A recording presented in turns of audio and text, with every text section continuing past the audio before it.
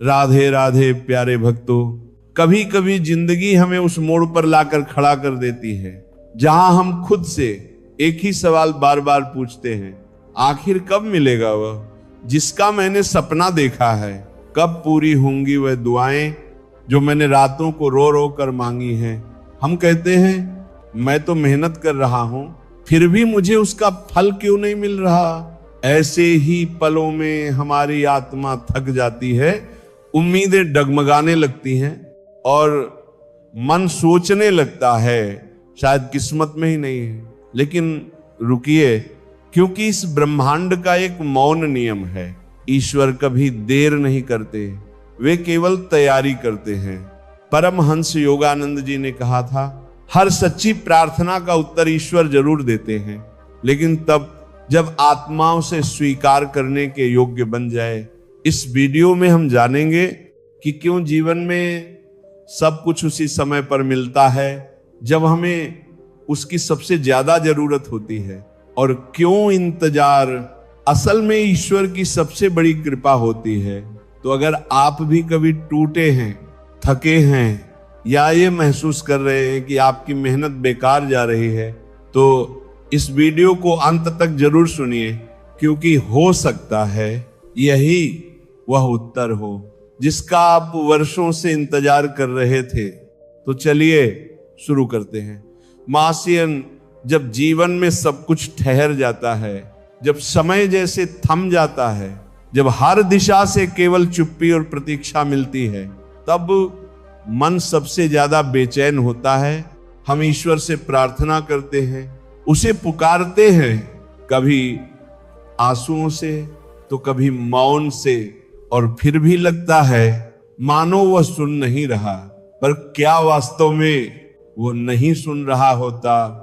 परमहंस योगानंद जी कहते थे, ईश्वर की चुप्पी उसकी उपस्थिति का प्रमाण है। जी हां, कभी कभी जब वो उत्तर नहीं देता, तब वह भीतर ही भीतर हमें उत्तर देने के लिए तैयार कर रहा होता है। योगानंद जी के जीवन में एक समय ऐसा आया जब उन्होंने अमेरिका जाने से पहले भारत में ही सब कुछ त्याग दिया था। वे एक युवा साधु थे जो पूरे भारत में ईश्वर की अनुभूति बांटना चाहते थे, लेकिन परिस्थितियां उन्हें रोक रही थी। उन्होंने अपनी मां को खोया, अपने परिवार से दूरी बनाई, और फिर भी जब उन्होंने ईश्वर से दिशा मांगी तो उन्हें केवल मौन मिला। वो मौन डरावना था, वो प्रतीक्षा अनंत सी लगती थी। लेकिन इसी मौन के बीच योगानंद जी ने अपनी साधना को तेज किया। उन्होंने अपने भीतर उतरना शुरू किया। वे हर उस आंतरिक अवरोध को पहचानने लगे जो उन्हें ईश्वर से दूर कर रहा था। हमें लगता है कि हमारी प्रार्थना पूरी नहीं हो रही, लेकिन सच्चाई यह है कि ईश्वर हमें पहले प्राप्ति योग्य बनाता है। कभी कभी उत्तर मिल जाने से पहले आत्मा को परिपक्व होना पड़ता है।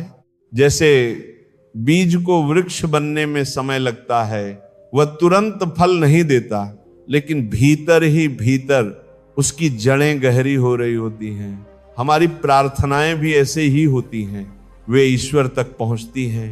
हर पुकार उसकी चेतना में दर्ज होती है, पर वह उत्तर तब देता है जब हम भीतर से तैयार हो जाते हैं स्वीकार करने के लिए, समझने के लिए और उसकी योजना को अपनाने के लिए। हम अपने सीमित समय में सोचते हैं, लेकिन ईश्वर के पास समय नहीं होता, क्योंकि वह शाश्वत है। वह देखता है कि कब हमारी आत्मा इतनी दृढ़ हो चुकी है कि वह उसके उत्तर को स्वीकार कर सके। जब हम ईश्वर से कुछ मांगते हैं तो हम अक्सर उसकी कृपा को एक त्वरित उत्तर की तरह समझ लेते हैं। हमें लगता है कि अगर उसने हमें अभी नहीं दिया तो शायद वह दे ही नहीं रहा।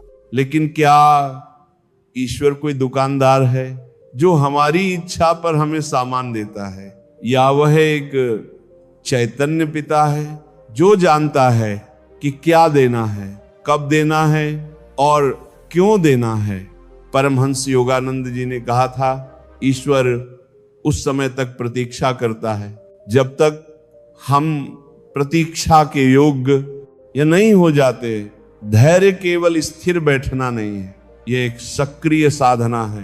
प्रतीक्षा की घड़ियों में हमारा मन परेशान होता है, हमारे विचार व्याकुल होते हैं, और यही वह समय होता है जब आत्मा को सबसे अधिक अवसर मिलता है स्वयं को देखने का।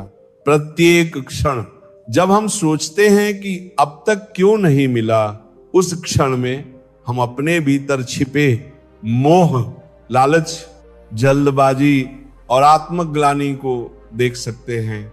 और जब हम उन्हें पहचानते हैं तब ईश्वर हमें उनसे मुक्त करने लगता है। ध्यान दीजिए, महान आत्माओं को भी जीवन में लंबे समय तक प्रतीक्षा करनी पड़ी। योगानंद जी ने अपनी आत्मकथा में बताया कि किस प्रकार उन्होंने अमेरिका जाने की प्रेरणा तो बहुत पहले पाली थी, लेकिन उनका मिशन शुरू होने से पहले वर्षों तक उन्होंने मौन, ध्यान और साधना में समय बिताया। वे अमेरिका की भूमि पर तब उतरे जब भीतर की तैयारी संपूर्ण हो चुकी थी। हम सबके जीवन में भी वह आंतरिक अमेरिका है, वह भूमि जहां हमारा उद्देश्य खिलता है, लेकिन वहां पहुंचने से पहले हमें भीतर की यात्रा करनी पड़ती है, प्रतीक्षा की तपस्या निभानी पड़ती है। ईश्वर हमें जल्दी इसलिए नहीं देता क्योंकि वह चाहता है कि हम केवल फल ना पाएं, बल्कि वह वृक्ष बने। फल पल में झड़ जाता है, लेकिन वृक्ष युगों तक फल देता है। जो आत्मा प्रतीक्षा में तपती है वही कृपा की बरसात को पूरी तरह स्वीकार कर पाती है। धैर्य हमें गढ़ता है, वह हमें अपने ही मन के द्वार से परिचित कराता है। हर अस्वीकार आत्मा के लिए एक नया प्रश्न होता है, क्या मैं केवल पाने के लिए भक्ति कर रहा हूं, या क्या मैं केवल इसलिए झुक रहा हूं ताकि कुछ प्राप्त कर सकूं?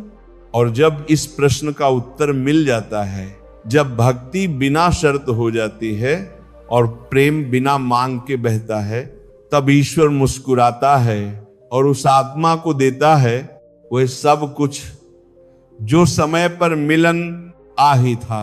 धैर्य हमें सिखाता है कि कोई भी देरी ईश्वर की ओर से दंड नहीं बल्कि दिशा है। अब अंतिम भाग में हम जानेंगे कैसे जब आत्मा पूरी तरह तैयार हो जाती है तब ईश्वर की कृपा एक ऐसे समय पर आती है जो सबसे उपयुक्त, सबसे दिव्य और सबसे पूर्ण होता है। जब भीतर की भूमि पूरी तरह तैयार हो जाती है, जब मन के विक्षोभ शांत हो जाते हैं और आत्मा एक सरल विश्वास में टिक जाती है, तब ईश्वर अपनी मुख उपस्थिति को बोलने लगते हैं।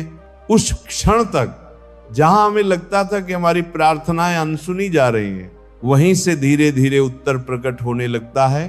जीवन में कई बार ऐसा होता है कि हम एक लक्ष्य के लिए वर्षों तक प्रयास करते हैं, प्रार्थनाएं करते हैं, लेकिन कुछ भी नहीं मिलता।